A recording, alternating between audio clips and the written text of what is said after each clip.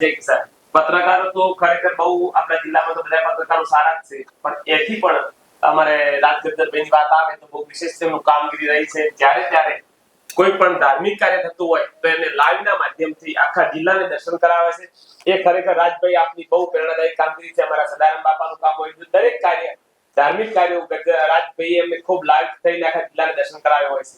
ખૂબ સારું કામ છે અને હજુ પણ ખૂબ સારી નામના મળે ભગવાનને પ્રાર્થના. આ બધું કન્વર્ટી ત્યારે જ બનતું હોય છે જ્યારે તમારા જેવા મિત્રોની લાગણીઓ હોય છે.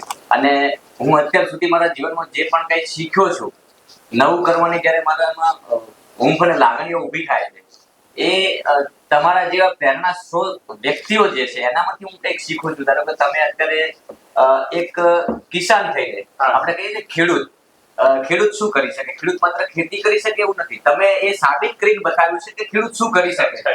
એટલે આ બધી મારી જે અત્યારે કામગીરી છે અને જે તમે અત્યારે વાત કરી, તો એ કામગીરી તમારા બધાના માધ્યમથી છે. એનું કારણ છે કે લાગણીઓ અને તમારી જે મારા ઉપર જે દુવાઓ છે અને તમારામાંથી હું કંઈક શીખ્યો છું, એ જે પ્રેરણા મળે છે અને એ પ્રેરણાને લઈને હું આગળ વધી રહ્યો છું. અને બધાના આશીર્વાદ સદાય મારી સાથે રહે અને ભગવાન તમને એટલી શક્તિ આપે કે અત્યારે તો ગુજરાત લેવલ દેશ લેવલે જેમ સેલિબ્રિટી તરીકે કન્વરજી નામ બનાવ્યું છે, તેમ તમારી પ્રેરણા લઈ લઈને યુવાનો જે છે અત્યારે યુવા વર્ગ છે, યુવા પેઢી છે, જે ખેતી કરે છે, એ પણ પ્રેરણા લઈને કન્વરજી નું સ્થાન તો લગભગ મારા ખ્યાલથી ન લઈ શકે.